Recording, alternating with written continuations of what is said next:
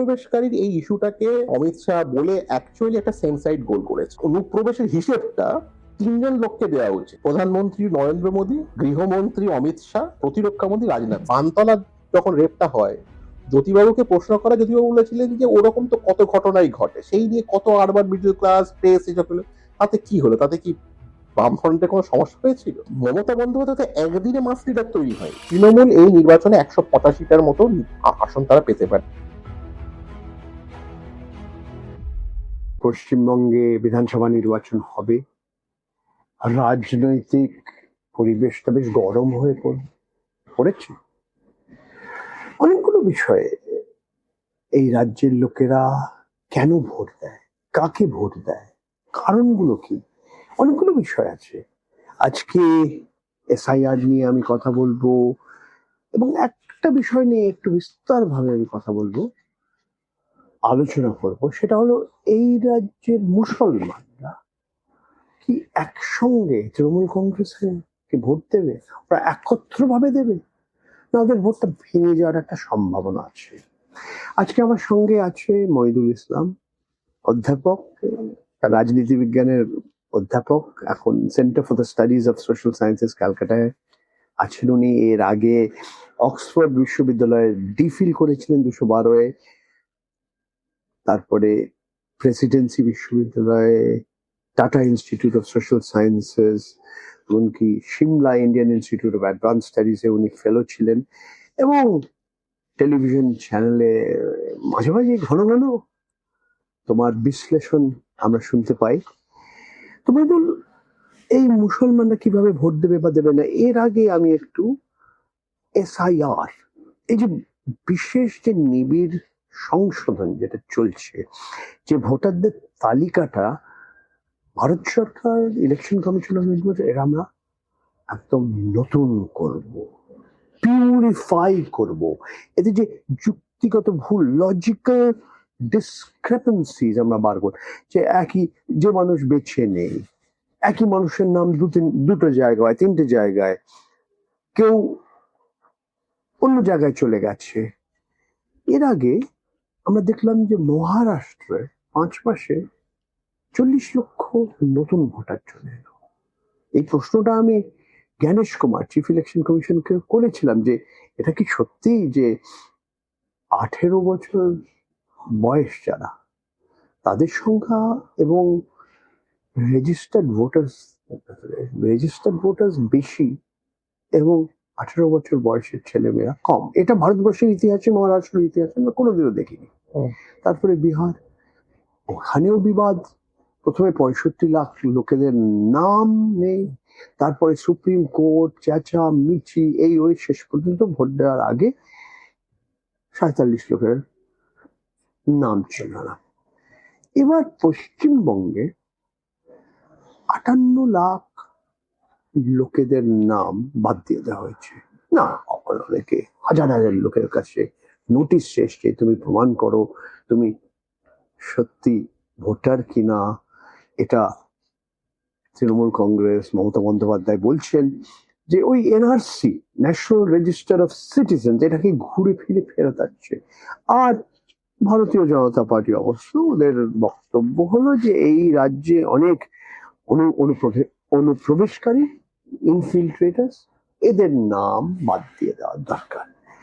তো এই যে এসআইআর এর যে বিবাদটা, সে কিভাবে তুমি দেখছো?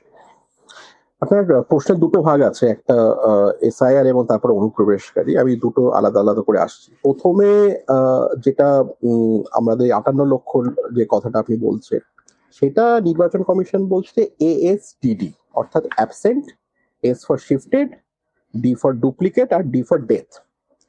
এবার আপনার এই যে 58 লক্ষর মধ্যে ধরুন যারা ডুপ্লিকেট, তাদের তো অন্য কোথাও একটা নাম আছে, ফলে সেটা আপনার বাদ দিই। কিন্তু আমার হতে পারে যে মহিদুল ইসলাম 4টি জায়গায় আছে, কিন্তু আলাদা আলাদা মহিদুল ইসলাম, এক্সাক্ট। কারণ নেম সেটের একটা প্রবলেম হচ্ছে, একটা লজিক্যাল ডিসক্রিপেন্সি, সেটা আমি আসছি। এবার এই যে 58 লক্ষ গেছে, এদের মধ্যে যারা অ্যাবসেন্ট কিংবা যাদেরকে ডেথ বলে প্রমাণিত, এবং এটা রিসেন্টলি আমরা দেখছিলাম যে তৃণমূলের নেতৃত্ব অভিষেক বন্দ্যোপাধ্যায়, তিনি একটা নিজের নির্বাচনী সভাতে এরকম যাদেরকে ডেথ বলেছে এরকম কয়েকজন লোককে মঞ্চে তুলেছিল যে এদেরকে এএসডিডি লিস্টে আছে, অথচ এরা বেঁচে আছে। ফলে এটা তো রিপোর্টিং এরারের একটা প্রবলেম। এটা যোগেন্দ্র যাদব কিন্তু সুপ্রিম কোর্টে নিয়ে গেছিল, রাহুল গান্ধী ঠিক তাই করেছিল। ফলে দেখো এদের নাম এদের দেখা হচ্ছে এরা মারা গেছে, এখানে বসে আছে আমার সঙ্গে চা খাচ্ছে। এক্স্যাক্টলি, ফলে এটা একটা রিপোর্টিং এরার। এই এরার গুলো তো আগের ইলেকশন যে 8টা যে আপনার ইন্টেন্সিভ রিভিশন হয়েছিল, আগে তো এই স্পেশাল রিভিশনের ব্যাপার নেই, কারণ স্পেশাল কথাটা আপনার 1960 সালের যে ইলেকশন কমিশন যে রুলস তার মধ্যেও নেই, আর ভারতবর্ষের কনস্টিটিউশনের মধ্যে যে প্রভিশন গুলো তার মধ্যেও নেই। স্পেশাল ব্যাপারটা এই জন্যই হচ্ছে, এই বিশেষ ব্যাপারটাই, এইটা বিশেষ ব্যাপারটা যে বিশেষভাবে কিছু লোককে বাদ দিয়ে দাও। অর্থাৎ রিভিশনের যে মূল আগের যে ইন্টেনশনটা ছিল যে ইনক্লুড করো, এই স্পেশাল রিভিশনের ইন্টেনশনটা কমপ্লিট উল্টো, যে এক্সক্লুড করো।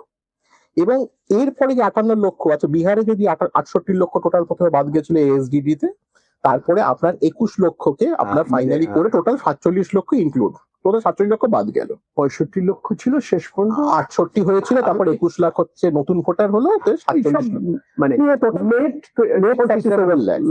এইবার যেটা হচ্ছে সমস্যাটা, যেটা আমার মনে হয় দুটো জায়গায়। এক হচ্ছে রাজ্যের যে বিজেপি নেতারা তারা অলরেডি 1 কোটি 1.5 কোটি এই কথাগুলো বলে রেখেছে। এইটা তাহলে ওই যে আগে কি করে জানলো? না, এইটা তো এটা একটা আগে আপনি একটা ন্যারেটিভ ভাসিয়ে দিন। এবারে 1 কোটি 1.5 কোটি বলে দিয়েছে, বলে দেওয়ার ফলে ব্যাপারটা ব্যাকফায়ার করেছে। একটা বড় অংশের হিন্দি ভাষাভাষী ভোট এবং মতুয়া ভোট, সেটা প্রায় 1 লাখ 2 লাখ, অনেকে 5 লাখের এস্টিমেট করছে। তো এই ভোটটাও আপনার ডিলিট, মানে তফসিলি জাতি, একদম নমশূদ্র যারা ওপার বাংলা থেকে এসছেন, যাদের 2002 এর নাম খুঁজে পাওয়া যায়, অর্থাৎ ম্যাপিং পাওয়া যায়। কারণ অনেকেই এই মতুয়া যে ভোটটা ওপার বাংলা থেকে আসে, তাদের বিভিন্ন মানে persecution of Hindus in Bangladesh, it is a reality, মানে লেট আস নট মানে হাইড থিংস হিয়ার, আর বি ক্লিয়ার অ্যাবাউট দ্যাট। এইটা নমশূদ্র, এটা আপনার 50-60-এর দশক থেকে 70-এর দশক থেকে এটা কন্টিনিউ করছে, এই মাইগ্রেশনটা কিন্তু কন্টিনিউ করছে। ফলে এরকম অনেক অংশ আছে নমশূদ্রদের মধ্যে যাদের বাবারাই 2002 এর এসছে, তাহলে নাগরিকত্ব পেতে আরো তাহলে মিনিমাম 11 বছর সময় লাগে by the extending law. CA এর আগের আমি কথা বলছি, তো 2002 তাদের নাম থাকবে কি করে? তার ছেলেদের ম্যাপ করতে পারিনি, কিংবা ছেলেরাই যারা এখনকার ভোটার তারাই এসছে 2002 কিংবা তার একটু আগে। ফলে এইটা একটা মতুয়াদের ভোট, এই মতুয়া ভোট এবং তার সঙ্গে এই হিন্দি ভাষাভাষী ভোট, আর হিন্দি ভাষাভাষীদের মধ্যে দেখা যাচ্ছে এইটা বিজেপির ভোটার, এটা পোটেনশিয়াল বিজেপির ভোটার। এইখানে বিজেপি প্রথমেই হচ্ছে লস হয়ে গেছে। এবার এটাকে ওরা মেকআপ দেবে, এটা কি করে মেকআপ দিচ্ছি? Logical discrepancy. আচ্ছা শোনো, লোকে বলে যে মহারাষ্ট্রে ভারতীয় জনতা পার্টির সরকার, একটা জোট সরকার, মহায়ুতি। বিহারেও ঠিক এনডিএ সরকার ছিল, এই রাজ্যে তৃণমূল কংগ্রেস। এবার প্রশ্নটা হলো যে চতুর্থবার তৃণমূল আবার বা মমতা বন্দ্যোপাধ্যায় জিততে পারবে কিনা, ওই ধরনের সংখ্যাগরিষ্ঠতা পাবে কিনা। আমার প্রশ্ন হলো যে উনি কি 20 বছর রাজত্ব করতে পারবেন কিনা মমতা বন্দ্যোপাধ্যায়, এই প্রশ্নটা। কিন্তু এই প্রশ্নের উত্তর দেওয়ার আগে আমি আবার একটু ফেরত চলে যাচ্ছি এসআইআর এর ব্যাপারটায়। ঠিক আছে, অমর্ত্য সেনকে বলা হচ্ছে নোবেল পুরস্কার বিজয়ী, যে আপনার মার জন্ম বার্থ সার্টিফিকেটটা কোথায়, তোমার মার বয়স কত ছিল, 15 না 16, আমি জানি না, পাবে না। ঠিক আছে, আমাদের বিদেশ সচিব কৃষ্ণন শ্রীনিবাসনের, কিন্তু আরো তো আমরা দেখছি নেতাজি সুভাষচন্দ্র বোসের ফ্যামিলিতে চন্দ্র বোস, ওর নামটাও নেই। তো এই কিছু প্রমিনেন্ট লোকেদের নামও আমরা দেখছি, কিন্তু এরা সত্যি একটা নির্বাচনী একটা বিষয় কি হবে? এইটা কি নির্বাচনের উপরে একটা প্রভাব পড়বে? দেখুন, এইটা তো অবভিয়াসলি তৃণমূল চেষ্টা করবে যে এই যে এসআইআর এ সাধারণ মানুষের যে ভোগান্তি, মানে একটা মানুষ বছরের পর বছর ভোট দিয়েছে, কিন্তু সামান্য নামের হচ্ছে আপনার স্পেলিং এর গন্ডগোল। অমর্ত্যর আমি যদি এটাকে মানে লাস্টের যে এটা ওয়াই এর জায়গায় ও লিখি, তাহলেই দেখবেন যে একটা লজিক্যাল ডিসক্রিপেন্সি হয়ে গেছে, স্পেলিং এর গন্ডগোল। মানে চক্রবর্তী যার পদবী, সেটা তুমি 10টা ভাবে চ্যাটার্জি আর চট্টোপাধ্যায় এই গন্ডগোল হচ্ছে, গঙ্গোপাধ্যায় গাঙ্গুলি এই গন্ডগোল হচ্ছে, অমর্ত্য কুমার সেন আর অমর্ত্য সেন এই গন্ডগোল হয়ে যাচ্ছে, মুসলিমদের মধ্যে হাফিজুর রহমান খান আর হাফিজুর খানের মধ্যে গন্ডগোল হচ্ছে। তাহলে আপনি কি করবেন? এইটাই সমস্যা হয়ে যাচ্ছে, এই যে লজিক্যাল ডিসক্রিপেন্সি। এই জন্যই আমাদের অনেকেরই মত ছিল এসআইআর যখন শুরু হবে, মানে আমিও ইন্টারভিউ দিয়েছি অনেক আগে যে কিন্তু মইদুল, হ্যাঁ। এখানে তো তৃণমূলের সরকার, না না সেটাই বিএলও মানে বুথ লেভেল, এখানে আমি আসছি। এবার বিএলও দের ওপরে প্রচন্ড ভাবে ইলেকশন কমিশন অফ ইন্ডিয়ার একটা চাপ আছে এবং ডিএম দের থ্রু দিয়ে সেই চাপটা হচ্ছে। এবার আপনার বিএলওরা যতটা পারে চেষ্টা করছে, এবং সেক্ষেত্রে আপনি বলতে পারেন যে বুথ লেভেল যে অর্গানাইজেশন সেটাকে তৃণমূলে অনেক বেটার। এসআইআর এর থ্রু দিয়ে যে জিনিসটা লোকে বলছে না, সেটা যে তৃণমূলের অ্যাকচুয়ালি বুথ লেভেলের শক্তি ঠিক কত, এই অ্যাসেসমেন্টটা বিজেপি এসআইআর এর থ্রু দিয়ে করে নিচ্ছে, এবং এটা সমস্ত অপোজিশন স্টেটগুলোর ক্ষেত্রে হচ্ছে, এবং নিজেদেরও অ্যাসেসমেন্ট করছে। তার কারণটা হলো আইপ্যাকের প্রতীক জেনের ওই হার্ড ডিস্কের দরকার নিয়ে এদের, মানে ওটা অ্যাডিশনাল ইনপুট হলে ইনপুট হয়তো হবে, কিন্তু এইখান থেকে একদম এক্সাক্ট ইলেকশন কমিশনের হার্ড ডিস্ক থেকে তো চলে আসে ডেটাটা। ধরুন আপনার বিহারে তো এই নিয়ে তো আপনার একটা খবরও হয়েছিল যে অপোজিশন পার্টির বুথে কটা বিএলএ দিয়েছে, কতগুলো বুথে অপোজিশন পার্টি বিএলএ দিয়েছে, আর বিজেপি কতগুলো বুথে বিএলএ দিয়েছে। এই যে হিসেবটা যদি বিজেপির হাতে আগেই চলে যায়, তাহলে তার পক্ষে অনেক সহজ হবে নির্বাচন হওয়ার মানে এই সব জায়গায় যে বিধানসভা ক্ষেত্রে ওরা আগে থেকেই জানে হ্যাঁ যে এখানে একটা প্রতিদ্বন্দ্বিতা খুব হবে, কিং কন্টেস্ট হবে, জিততে পারে কে না জিততে পারে, 19-20 হতে পারে, সেখানটায় ওরা বেশি জোর দেবে। যেখানটায় হচ্ছে আপনার তৃণমূলের বিএলএ আছে, তাকে ম্যানেজ করা যায় কিভাবে, টাকা দিয়ে ম্যানেজ করা যায় নাকি কোনো সেন্ট্রাল গভর্নমেন্টে তাদের পাওয়ার আছে, অন্য কোনো কেস দিয়ে দেওয়া হোক, অনেক কিছু হতে পারে। এই কথাটা কিন্তু কেউ বলছে না। অর্থাৎ এসআইআর এর কিন্তু যেটা প্যারালাল একটা জিনিস হচ্ছে যে অপোজিশন এবং নিজের স্ট্রেংথটাকে প্রপারলি অ্যাসেস করে, এটা গ্রাউন্ড লেভেল অ্যাসেস করে, apart from the exclusion part, যে কিছু ভোটার অবভিয়াসলি এক্সক্লুডেড, নাম বাদ দিয়ে দেওয়া হবে। বাদ দেওয়া হওয়া মানে কম কম ভোটকে আমি ম্যানেজ করতে হচ্ছে, অত ভোটকে আমার ম্যানেজ করতে হচ্ছে না, অত ভোটের দিকে আমাকে যেতে হবে না, সবার কাছে ডোর টু ডোর ক্যাম্পেইন করতে পারবো, দরকার নেই, তাহলে আমার খরচও কমে গেল ইলেকশনের ক্ষেত্রে। এইটা একটা আপনার জিনিস হচ্ছে। এবার অনুপ্রবেশের ক্ষেত্রে আমি একটা আসছি। আমার ধারণা অনুপ্রবেশকারীর এই ইস্যুটাকে মানে অমিত শাহ বলে অ্যাকচুয়ালি একটা সেম সাইড গোল করেছে। তার কারণটা হলো, এটা বহুদিন ধরেই অনেকেই বলছেন যে আপনার অনুপ্রবেশটা, বাংলা তো একমাত্র স্টেট নয় যেখানটায় আপনার এই বাংলাদেশের সঙ্গে আসামের মুখ্যমন্ত্রী কি ধরনের কথা, হ্যাঁ এক্স্যাক্টলি। আচ্ছা, আসাম আছে, নর্থ ইস্টের অন্যান্য স্টেট আছে, ত্রিপুরা আছে, আরো কয়েকটা স্টেট আছে যাদের সঙ্গে বাংলাদেশের বর্ডার আছে। তাহলে প্রথমত অনুপ্রবেশটা শুধু বাংলায় হচ্ছে এরকমটা নয়। আচ্ছা, এটা ফার্স্ট। দ্বিতীয় যেটা হলো, অনুপ্রবেশ যদি হয়েই থাকে তাহলে সেটার দায়িত্বটা প্রথমে কার? এটা তো দায়িত্বটা তো আপনার সরকারের, হোম মিনিস্ট্রির দায়িত্ব। আমাদের বিএসএফ, আমাদের আর্মির ইন্টেলিজেন্স, আমাদের হচ্ছে র ইন্টেলিজেন্স, বর্ডার ফেন্সিং এর ক্ষেত্রে যারা যে সমস্ত এজেন্সি গুলো আছে তাদের কথা, তাদের এসএসবি, এই যে বিভিন্ন ধরনের এজেন্সি গুলো, তাদেরকে তো দেখার কথা। নেপালি ড্রাইভার, সে উবারে নেপালি ড্রাইভার, সে বলছে যে আমি এই এসআইআর এর নাম লেখাবো না, কিন্তু তার কাছে ভোটার আইডি কার্ড আছে। আচ্ছা, ইউনিভার্সাল ফর্মটা কি লাগে বুঝবো না, কারণ আমি আমার পারিবারিক অ্যাড্রেস তো নেপালে, ওইটা তো ছাড়তে পারি না। এবার এইটা দেখো, এটা কি অনুপ্রবেশ? এটা তো বাংলাদেশ অনুপ্রবেশ, এটা নেপালি একটা অনুপ্রবেশ ঢুকেছে। এইবার এরকম আরো অসংখ্য উদাহরণ দেওয়া যেতে পারে। আপনার প্রথমতই অনুপ্রবেশের হিসেবটা 3জন লোককে দেওয়া উচিত: প্রধানমন্ত্রী নরেন্দ্র মোদী, গৃহমন্ত্রী অমিত শাহ, এবং আপনার ডিফেন্স মিনিস্টার, প্রতিরক্ষা মন্ত্রী রাজনাথ সিং। এই 3জনকে প্রথমে আগে হিসেবটা দেওয়া উচিত। 2014 থেকে 2026 পর্যন্ত এই 12 বছর চলছে কেন্দ্রের সরকার, এই বিষয় নিয়ে পার্লামেন্টে অনেকগুলো প্রশ্ন করা, এক্স্যাক্টলি, আর যার নম্বরগুলো আছে আর এটাই তো। এবার আপনি 2 জন 4 জন 15 জন 20 জন। আচ্ছা, এইবার আপনি ভাবুন যে বিহারের যখন এসআইআরটা হচ্ছিল এবং পরে এসআইআরটা হচ্ছিল, ইলেকশন কমিশনের অফিসিয়াল প্রেস রিলিজ যেটা ছিল যে কেন এসআইআর করতে হবে, সেখানে একটা কারণ ছিল যে ইললিগাল মাইগ্রেন্ট। তাহলে ইললিগাল মাইগ্রেন্ট কত হলো সেই লিস্ট তো দিতে হবে, তো ইলেকশন কমিশন দিচ্ছে না। আচ্ছা বলুন, শোনো, একটু ট্রান্সপারেন্সির অভাব। এই বিষয়টা নিয়ে আরেকটু আমরা কথা বলি। 2011 পর জনগণনা হয়নি, ঠিক আছে, পুরো ভারতবর্ষ হয়নি, প্রথমবার হলো না কিন্তু। হ্যাঁ, মানে প্রথম 1871 থেকে প্রথম 1881 কিন্তু আমরা 1881 ধরে নি তাহলে এটা হ্যাঁ প্রথমবার হলো। মানে 100 বছরের ওপর, 110 বছর বা 120 বছর, 130 বছর এটা হলো। দ্বিতীয় বিশ্বযুদ্ধ হয়ে গেল, দুটো বিশ্বযুদ্ধ হয়ে গেল, দেশটাকে বিভাজন করে ফেলা হলো, কিন্তু জনগণনা হয়েছে, এটা আলাদা বিষয়। 2011 বলা হয়েছে এই রাজ্যে পশ্চিমবঙ্গে 27% মানুষ মুসলমান, এবং সেই জনগণনায় জম্মু এন্ড কাশ্মীর একটা রাজ্য ছিল 60%-এর উপরে, 60%। আর আসামে ছিল 35%। হ্যাঁ, 33-এর ওপর, 35% 2011। আমি 2011 কথা হচ্ছে।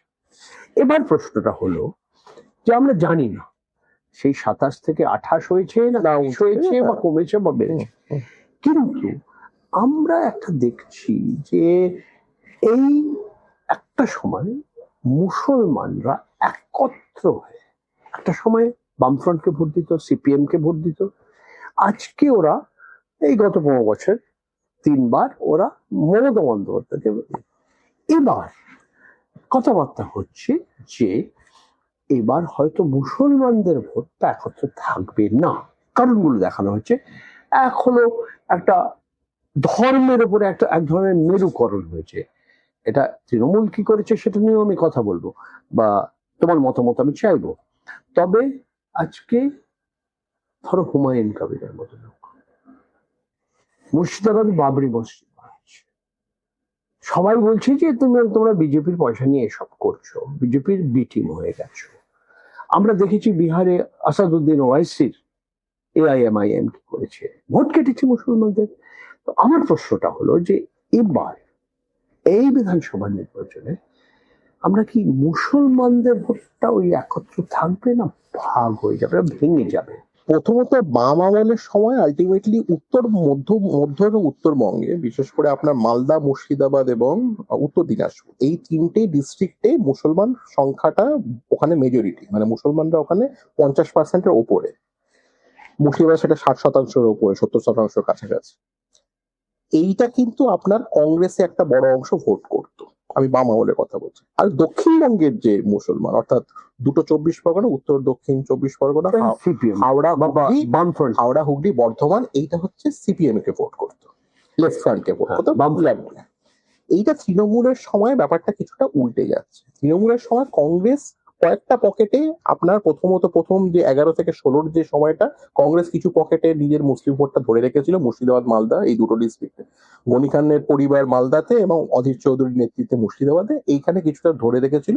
কিন্তু তৃণমূলের এই যে পুরো সাউথ বেঙ্গলের মুসলমানরা পুরো প্রচন্ড ভাবে তৃণমূলকে ব্যাক করে, আর লেফট থেকে সরেছে তার তৃণমূলকে ব্যাক করে।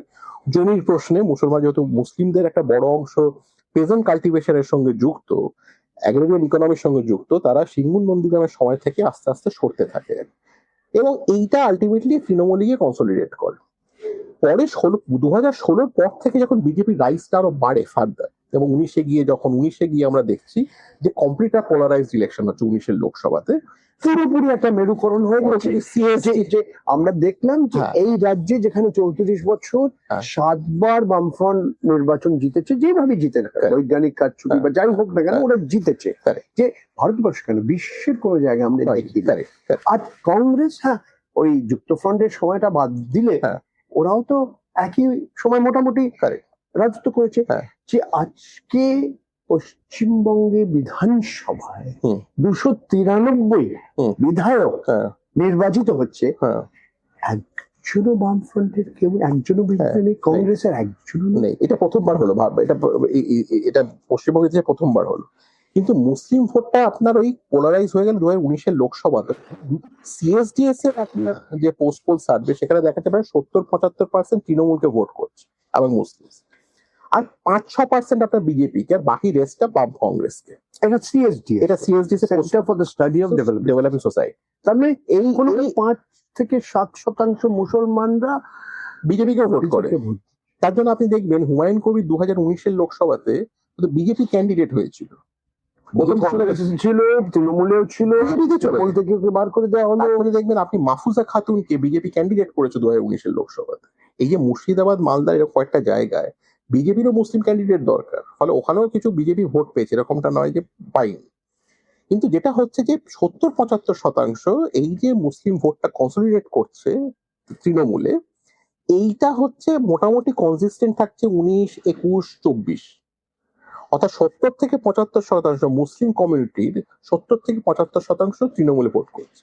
কিন্তু হিন্দু কমিউনিটির বিজেপিতে 55% বেশি হচ্ছে না। ওটা হ্যাঁ, এইটাই সমস্যা হয়ে যাচ্ছে বিজেপি। আর এটাও আমরা জানি যে যে এই এই রাজ্যে যে কাডার যদি আমরা বলি, বামফ্রন্ট বামেদের কাডারের একটা অংশ বিজেপিকে ভোট দিচ্ছে। হ্যাঁ, তাদের সঙ্গে আমরা দিল্লিতে বসে বলতে পারি দিদি ছোট রাক্ষস আর নরেন্দ্র মোদী বড় রাক্ষস, কিন্তু গ্রাম বাংলায় ছোট শহরে বড় গুন্ডাটা দিদির গুন্ডা আর ছোট রাক্ষসটা হলো বিজেপির।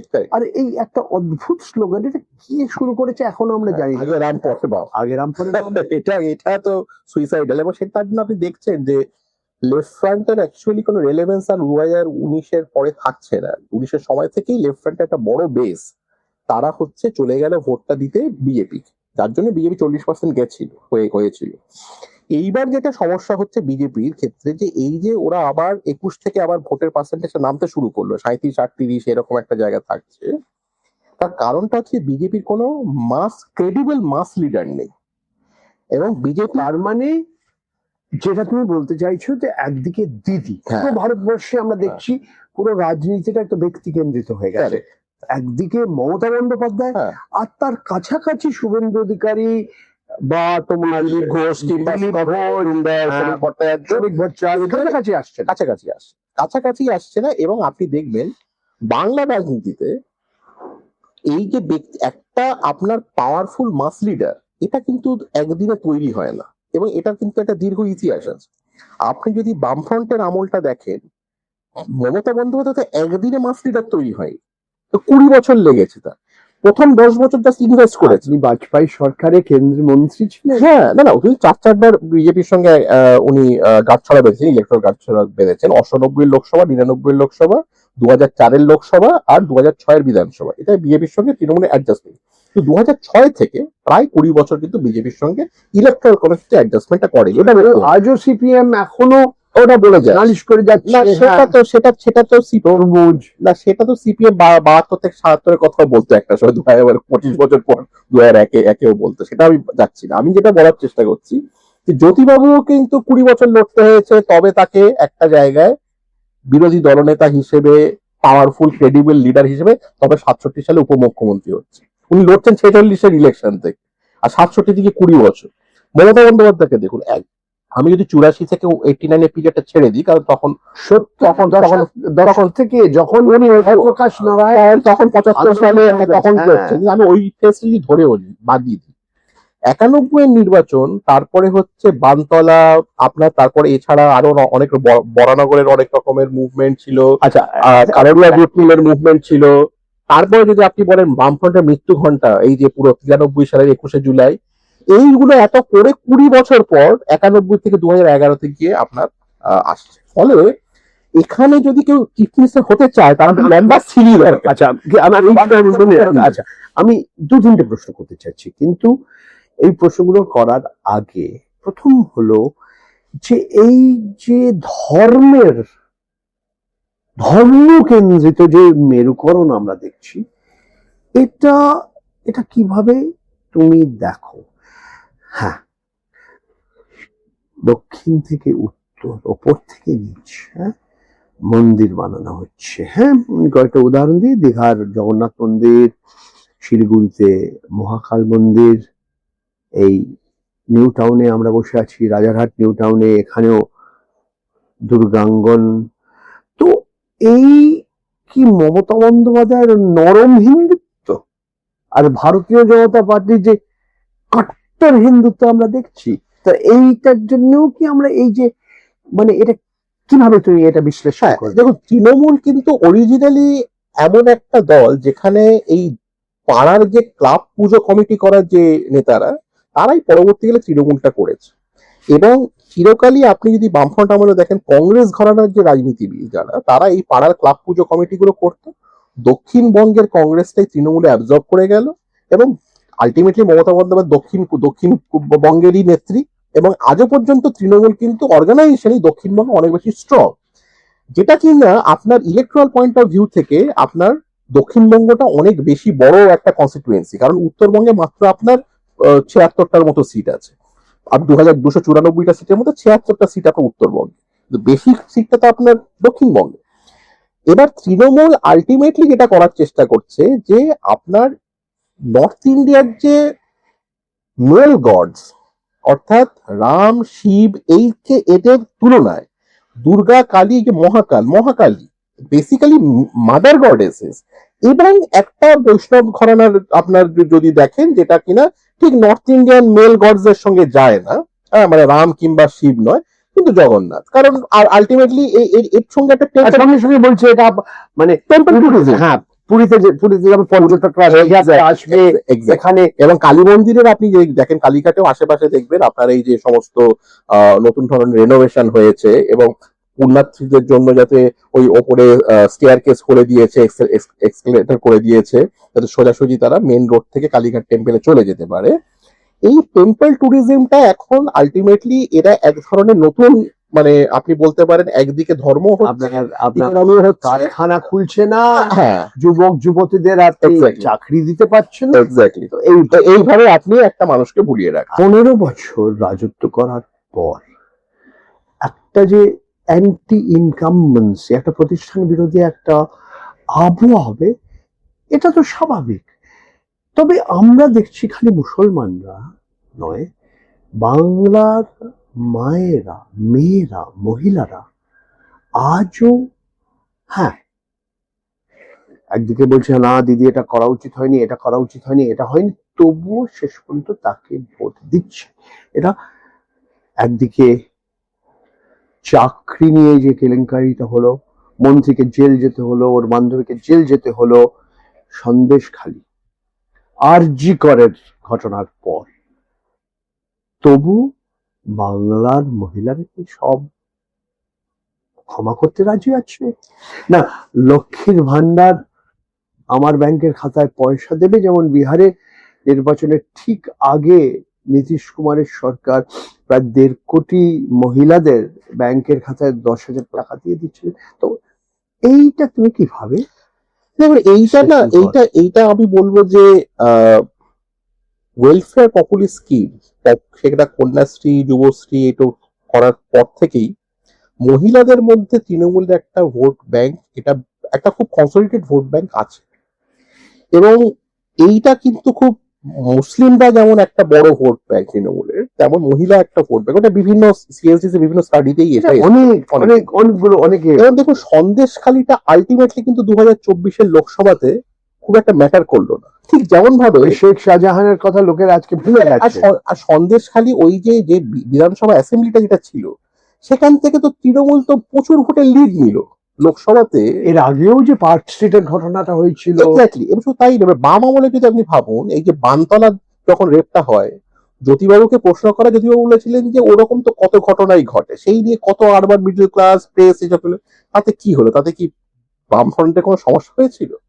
তাহলে আমার এটা ব্যক্তিগত অ্যাসেসমেন্ট যে বাঙালি হচ্ছে রিস্ক নিতে চায় না, বাঙালি রিস্ক অ্যাভার্স একটা জাতি, বাঙালি রিলেশনশিপে বলুন স্টেবিলিটি চায়, বাঙালি টাকা লাগলে ফিক্সড ডিপোজিট টাকা রাখে, শেয়ার মার্কেট টাকা খরচ করে না, সে কোনো ঝুঁকি নেয় না।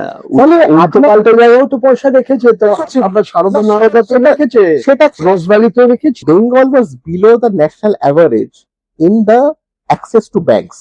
4টে বিষয় ন্যাশনাল অ্যাভারেজের নিচে ছিল Bengal: access to rural electricity, access to banks, access to tap drinking water and access to television. 2011-র সেন্সাসটা কিন্তু আলটিমেটলি বাম আমলের রিপোর্ট কার্ড। ফলে ওই সময়টায় দেখবেন চিট ফান্ড গুলো অনেকটা গ্রো করছিল, এবং তখন ইন্টারেস্ট রেট গুলো ব্যাংকের এমনিতেই ফল করছিল। গরিব মানুষের এবং সাধারণ মধ্যবিত্তের কোনো জায়গা ছিল না, লোভের জন্য গেছে বলে কিন্তু বাকি অংশের যে মানুষ এই সলিডারিটিতে যায়নি, তার জন্য মুভমেন্টটা সাকসেসফুল হয়নি। এবং তৃণমূল যেটা প্রথমে এসে করেছিল যে শ্যামল সেন কমিশনকে দিয়ে 10,000 টাকার নিচে, সব থেকে গরিব মানুষ 10,000 টাকার নিচে যাদের টাকা গেছে তাদেরকে কম্পেনসেট করে দেয়। এইটা তৃণমূলের একটা খুব বড় বিষয় যে তারা একেবারে গরিব, যে ছোট নিম্ন মধ্যবিত্ত এই অংশটাকে কিন্তু এখন তারা কনসলিডেট ধরে রেখেছে। ফলে আপনার যেহেতু বিজেপির ক্রেডিবল কোনো মাস লিডার নেই এবং বিজেপির মধ্যে অদ্ভুত রকম ফ্যাকশনালিজম আছে, যেটা আমাদের 80-র দশক কিংবা 90-এর দশকের কংগ্রেস পার্টির কথা মনে করিয়ে দেয়। এই স্টেটে কংগ্রেসের মধ্যে একই জিনিস ছিল, প্রিয় রঞ্জন দাস মুন্সি, সোমেন মিত্র, সুব্রত মুখার্জি, প্রণব মুখার্জি, ফ্যাকশন।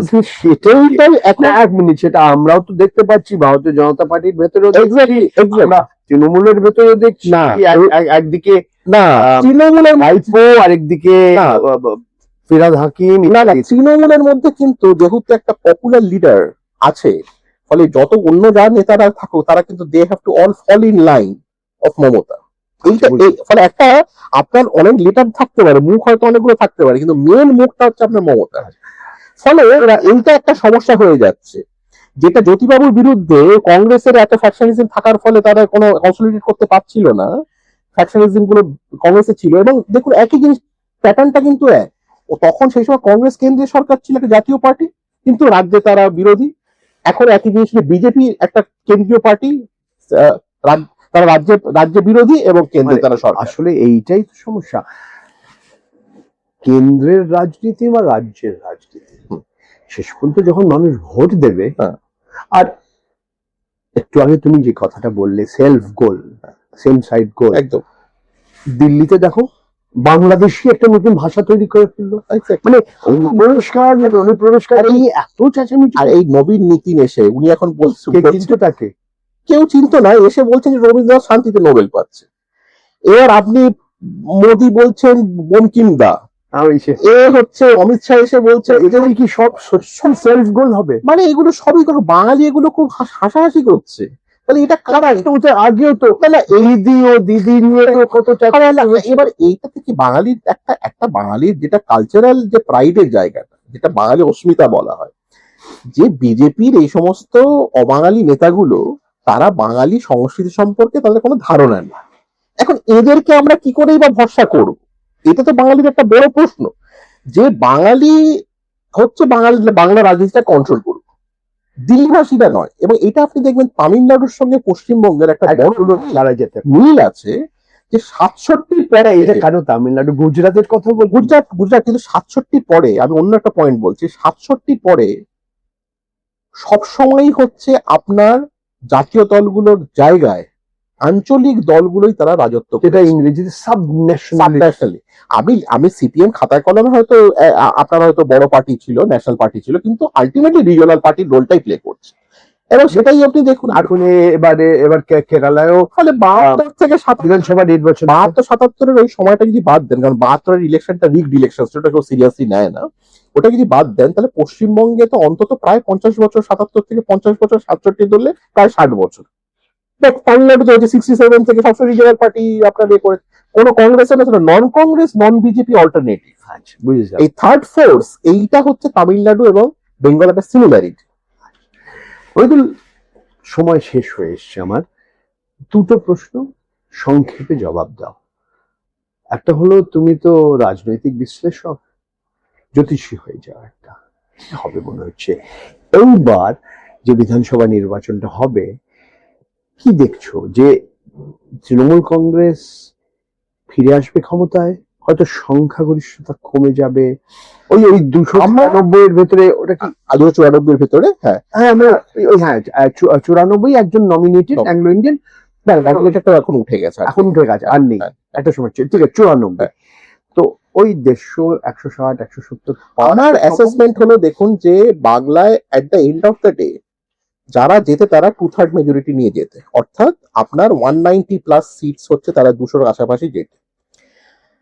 লাস্ট যেটা সব থেকে টাফ ইলেকশন হয়েছিল বাংলায়, সেটা হচ্ছে 2001 সালের নির্বাচন, যেখানে অনিল বিশ্বাস বলেছিল যে লেফট ফ্রন্ট পাবে 180 থেকে 185টা, আর অপোজিশনের অ্যালায়েন্স তখন হয়েছিল, কংগ্রেস এবং তৃণমূল অ্যালায়েন্স হয়েছিল। ফাইনালি লেফট ফ্রন্ট 199-এ গিয়ে এন্ড করে, এবং CPM for the first time after 1977 148, যেটা মেজরিটি মার্ক, তার নিচে এসে 141-এ গিয়ে সেট আপ করে।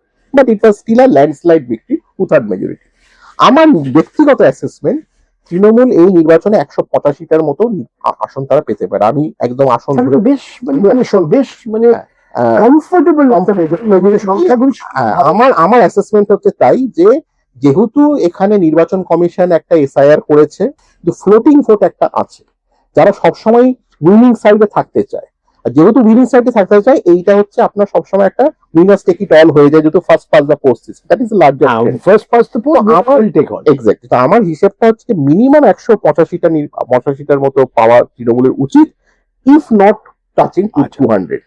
ধরে নাও তুমি যা বলছো তাই হয়, আমরা আর যদি না হয় তাহলে আমি আমার ভোটটা স্বীকার করে নেবো, আমি হতেই পারে। ধরে নাও যে তৃণমূল কংগ্রেসের সরকার আবার গঠন করা একটা মানে কমফোর্টেবল মেজরিটি সংখ্যাগরিষ্ঠতা পাইছে, তুমি যেটা বললে 190। তবে এই সময়টা দিল্লিতে ইলেকশন কমিশন, নির্বাচন আয়োগ, এরা বলবে কংগ্রেস, রাহুল গান্ধী, বিরোধী দল, তোমরা এত চেঁচাচ্ছিলে কেন, ভোট চুরি চেঁচাচ্ছিলে কেন? দেখো বেঙ্গল, পশ্চিমবঙ্গে মমতা বন্দ্যোপাধ্যায় জিতে যাবে। তো পুরো যে গল্পটা, যে ন্যারেটিভটা ঠিক উল্টো করে দেওয়া হবে। হতেই পারে, এবং সেটা আর গল্পটা ন্যারেটিভটা উল্টো হতে পারে, একটা অ্যান্টি কংগ্রেস ন্যারেটিভ। তখন ওরা বলতেই পারে যদি এটা তামিলনাড়ু এবং কেরালেও একই জিনিস হয়, অর্থাৎ কেরালে বিজেপি ভালো করলো না, শুধু তিরুবনন্তপুরমের আশেপাশে বিজেপি কিছু সিট পেলো, আর ওখানে হয় কংগ্রেস অথবা লেফট ফ্রন্ট আসলো, তামিলনাড়ুতে স্টেটাস কো থাকলো, বেঙ্গলে স্টেটাস কো থাকলো, এই যদি হয় তাহলে ন্যারেটিভটা চেঞ্জ করে যেতে পারে। কিন্তু আমি বলছি তারপরে আমাদের অপেক্ষা করতে হবে উত্তরপ্রদেশে কি হয়। তারপরে উত্তরপ্রদেশে, কিন্তু উত্তরপ্রদেশে অলরেডি আপনি জানেন ঝামেলাটা লেগে গেছে যোগীর সঙ্গে। ধর্মেন্দ্র যাদবের এই যে নতুন ইউজিসি একটা নিয়ে একটা বিশাল সমস্যা হচ্ছে, এবং ওখানে আপার কাস্ট ভোট এমনি খেপে ছিল।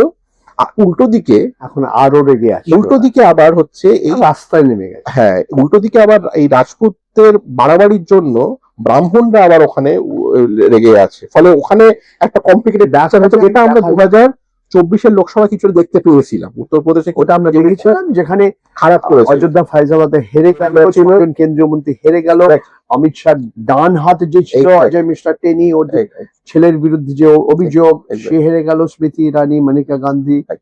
মোদির জীবনের মার্জিন কমে 4,80,000 থেকে 1.5 লক্ষ, রাজনাথ সিং এর। কিন্তু সবচেয়ে ওরা অবাক হয়ে গেল যখন ওরা ফায়জাবাদ অযোধ্যা। হ্যাঁ, আবার তোমার সঙ্গে কথা বলবো এই নিয়ে। অনেক ধন্যবাদ। তুমি খুব বিস্তার ভাবে এবং খুব কাছ থেকে দেখে তুমি বিশ্লেষণটা করবে, অনেক ধন্যবাদ। আপনারা শুনছিলেন মহিদুল ইসলাম, রাষ্ট্রবিজ্ঞানের অধ্যাপক, রাজনীতি বিশ্লেষক। এরপরে আমাদের একটু অপেক্ষা করতে হবে বিধানসভা নির্বাচনের ফলাফল কি হবে বা হবে না। চ্যানেলটা দেখতে থাকুন। অনেক ধন্যবাদ। সাবস্ক্রাইব করুন, শেয়ার করুন। এই প্রোগ্রামটা